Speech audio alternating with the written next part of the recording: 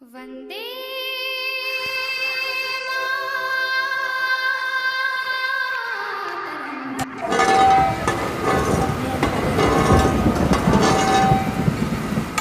రే సుబ్బయ్య సుబ్బమ్మ త్వరగా పని చేయాలి, దొరసాని గారు వస్తున్నారు. అయ్యా, మా ఆవిడ నాతో పాటు పని చేస్తుంది, నాతో పాటు బరువు మోస్తుంది. అయితే ఏంటోయ్, కొంచెం పని తగ్గించండి అయ్యా. ఏమిరో ఈ నోరు లేస్తుంది. రేపటి నుండి పనిలోకి రానివ్వను. రేపటి నుండి మా కూలి వాళ్ళం ఎవ్వరము పనిలోకి రాము.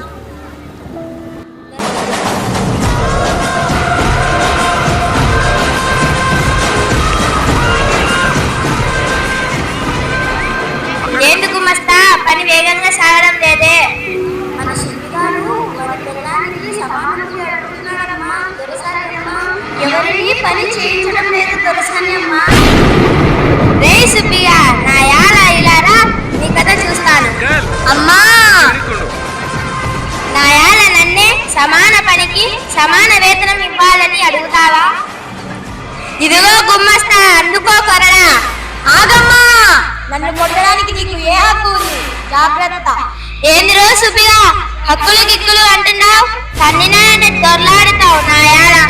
మర్యాదగా మాట్లాడండి అమ్మగారు. మా భార్యకు ఆదేశిక సూత్రాల ప్రకారం సమాన పనికి సమాన వేతనం ఇవ్వాల్సిందే, లేదంటే మా గూడెం వాళ్లకు రేపటి నుండి మీకు పనికి రాము. అవును అవును, మీరు పనిలోకి రాము. ఏందిరా ఆర్టికల్ రాజ్యాంగం అని మా ధరలపై తిరగబడతారా? చూస్తాం, ఎవర్రా మీ వెనకల ఉండేది? రమ్మన్నండ్రా చూస్తాం. చూస్తావా? అయితే చూడు, రెండు కళ్ళు తెరుచుకొని మరీ చూడు ఎవరొస్తున్నారో.